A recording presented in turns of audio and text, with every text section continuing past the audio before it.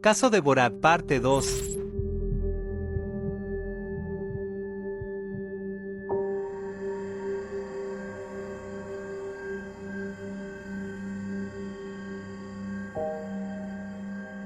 El 10 de mayo a mí ya me llamó otra vez el director de la escuela diciéndonos que si nos podíamos reunir en la escuela los profesores, ¿no? Que había aparecido un cadáver pero que no tenían constancia aún de si era ella o no. Precisamente, eu esa noite non a paso a casa porque as miñas amigas me fan un plan para estar entretenida, para que non estén pensando todo o rato no mesmo tema, non?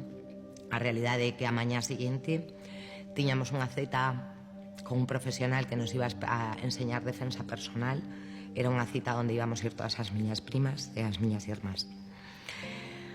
Cando estou chegando ao punto onde hemos quedado en encontrarnos, chamame o meu pai.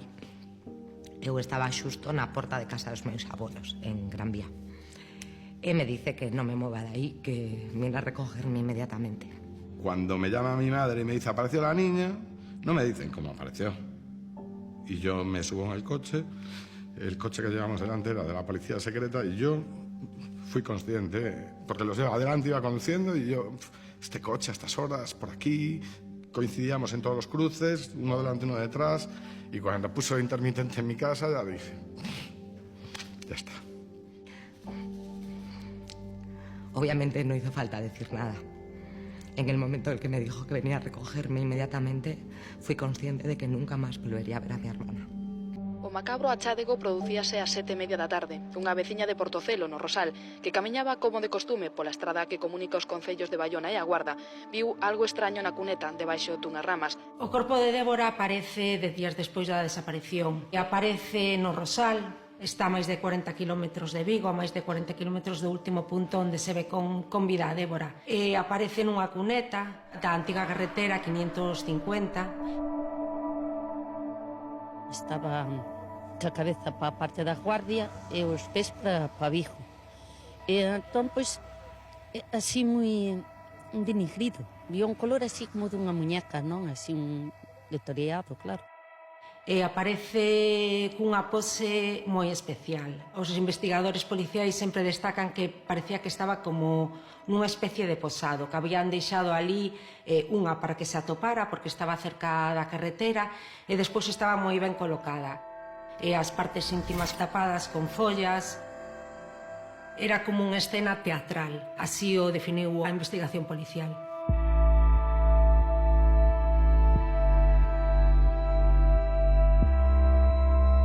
É unha escena que podíamos chamar dulce. É unha escena na que o corpo aparece cunha sensación de certa placidez, aparece tapada por unhas ramiñas que foron colocadas con certo cuidado. Aparecen unha serie de evidencias, que é un preservativo con restos de semen, un pañuelo blanco, un cordón verde que está ali tamén debaixo do cadáver. Aparece con indicativos de despiste ao lado, e todo nun lugar, ademais, relativamente accesible, como si hubiera sido disposto para que fora encontrado.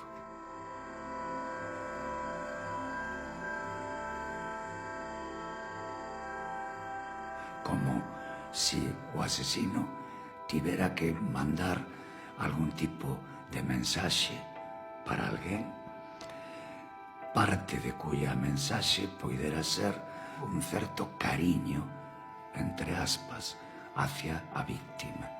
Toda esta historia de esconderla, de después colocarla como si fuese, bueno, pues una composición fotográfica, porque yo lo veo así, colocado pues los helechos en sus partes, limpio el cuerpo, después poner esas pruebas al lado para despistar, me imagino.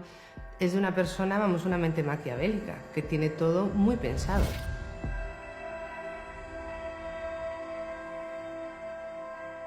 Unha escena con mensaxe, unha escena con despiste, unha escena con un significado. A cuestión é dar coas teclas que expresen que significado exactamente de quen e para quen.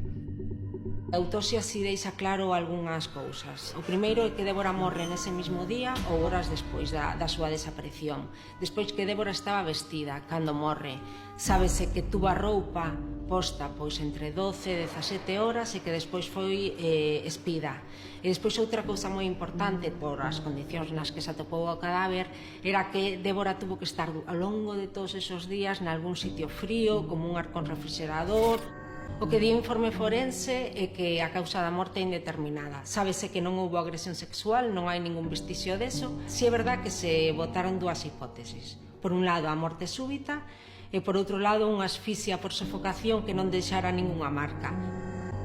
Un escenario hipotético tamén podería ser que esa morte foi natural e a persoa que estaba con ela cando isto ocurriu, pola razón que fora, para non querer estar presente, para non querer dar conta para que non se soubera que el estaba ali naquel momento con ela, vai a saber por qué. Pois tuera a tentación de alonxala de Vigo e deixala en algún lugar, amosándolle o seu cariño e ao mesmo tempo introducindo elementos de despiste, mesmo para non ter a probabilidade de ser el implicado. Tú estás mañana conmigo, ahí me dieron me quedo en el sitio, llamas inmediatamente a una ambulancia. Y si te quedas conmigo porque resulta que tienes una vida oscura que no quieres que te pueda involucrar, desde luego no montas esa escenografía tan rocambolesca, ¿no? Salvo que o que estivera aquí, por algunha razón, non tuviera que estar, non debería estar, fora alguén que non quere que se saiba que estaba con ela. A morte súbita é unha hipótese que a familia rechaza totalmente. No propio informe forense, no propio sumario do caso, trátase como unha hipótese moi remota.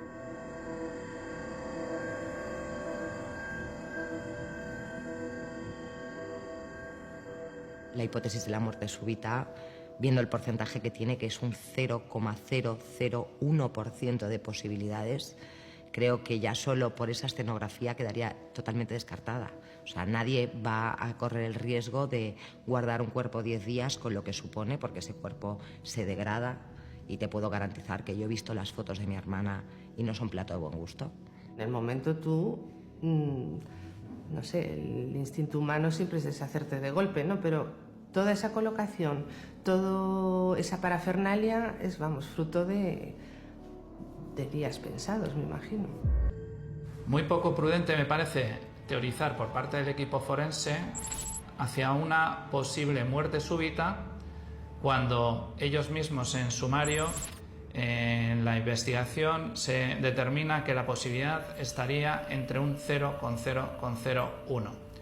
Para que quede claro, en un 99,999% de posibilidades, ella fue asesinada mediante sofocación externa. Es como decir que podría haber la posibilidad de que Débora muriera por la caída de un meteorito. A ver si nos enteramos, por favor. Un poco de seriedad.